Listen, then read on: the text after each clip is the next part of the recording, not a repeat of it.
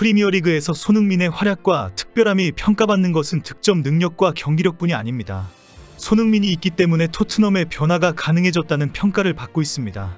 전 토트넘 단장이었던 파비오 파라티치의 영입은 손흥민이 있었기 때문에 성공했다고 인정합니다. 단 한 시즌 만에 성공적으로 선수 교체가 가능해진 이유는 손흥민이 있었기 때문이라고 평가합니다. 실제 최근 영국에서는 토트넘의 경기력에 대한 토론이 상당히 많습니다. 축구 관련 방송에서는 토트넘이 강해진 이유를 가지고 긴 시간 대화를 나누고 있습니다. 리그 8경기 만에 1위로 기록하고 있는 것이 절대 우연이 아니다라며 놀라워합니다. 특히 아스널과 리버풀과의 경기를 통해서 토트넘의 파워가 확인되었기 때문입니다. 그리고 경기를 끝까지 포기하지 않는 뜨거운 팀 분위기도 큰 화제가 되고 있습니다. 다국적의 어린 선수들이 모두 하나가 된 것이 무섭다라는 평가를 받고 있습니다. 지난 시즌 이후 많은 축구 전문가들은 토트넘은 최전성기 선수들로 완벽한 스쿼드를 만들어야 리그 우승이 가능하다라고 지적해왔습니다. 문제는 최전성기를 앞둔 실력이 있는 선수를 스카우트하기가 어렵다는 것입니다. 그리고 더 큰 문제는 실제 어렵게 선수를 데리고 온다고 해도 이상적인 스쿼드를 만들기는 더 어렵다라는 것입니다. 특히 일반적으로 젊은 선수들로 팀을 재구성하더라도 완전히 하나된 팀으로 만드는 데에는 많은 시행착오의 시간이 필요합니다.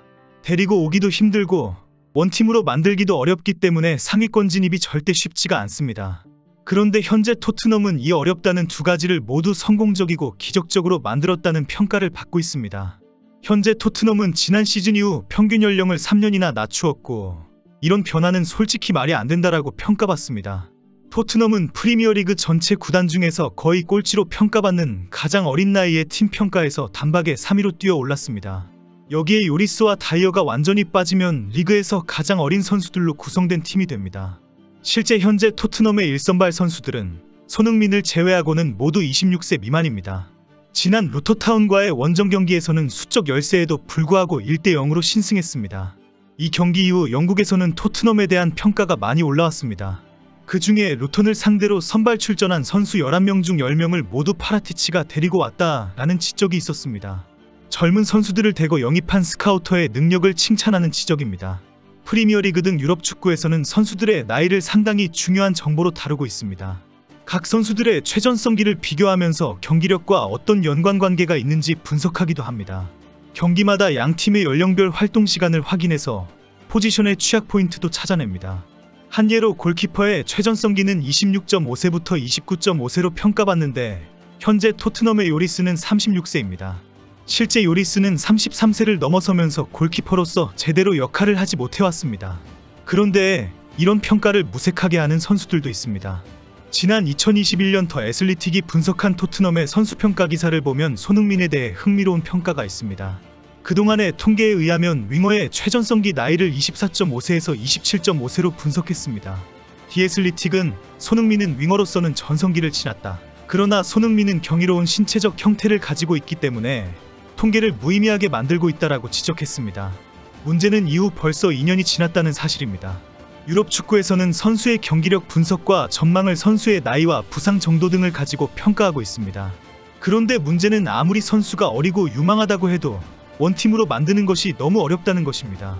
토트넘은 전 파라티치 단장이 한 시즌 만에 어린 선수들을 대거 영입해왔습니다. 그리고 이 영입이 대성공을 거두었다고 평가를 받고 있습니다. 현재 법적으로 큰 어려움을 겪고 있는데도 높은 평가를 받고 컨설턴트로 계속 일하는 이유입니다. 토트넘은 지난 2021년 6월 12일 파비오 파라티치 전 유벤투스 단장을 영입했습니다. 토트넘은 공식 홈페이지에서 파라타치를 클럽의 경영 및 축구 인프라를 관리하고 개발하는 총괄 이사로 임명했다라고 밝혔습니다. 실제는 실력 있는 선수들을 스카우트하는 전문가 역할을 하는 것입니다.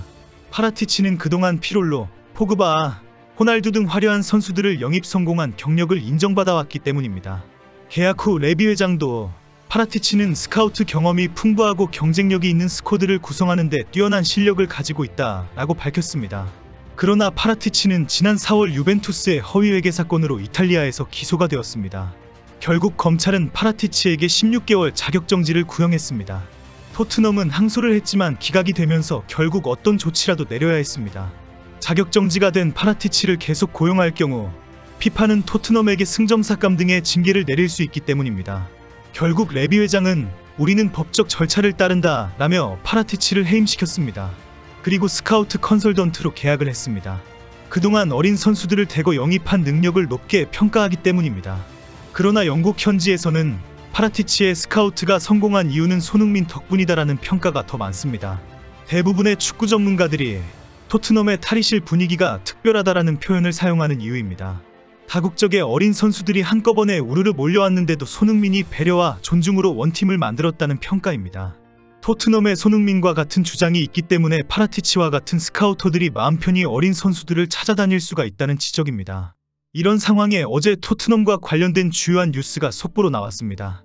먼저 파라티치가 노르웨이에서 목격되었다는 뉴스입니다. 여전히 토트넘의 컨설턴트로 스카우터 역할을 하고 있기 때문입니다.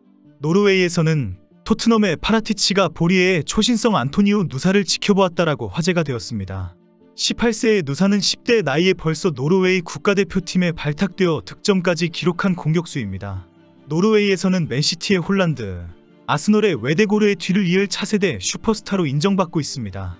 이미 첼시가 2,300만 파운드, 약 380억 원의 이적료를 제안했지만 구단이 거절한 것으로 알려졌습니다. 현재 노르웨이에서는 구단과 선수가 토트넘을 최우선 클럽으로 고려하고 있다라고 보도되고 있습니다. 토트넘과 어떤 협의로 연결되어 있을 것으로 보고 있습니다.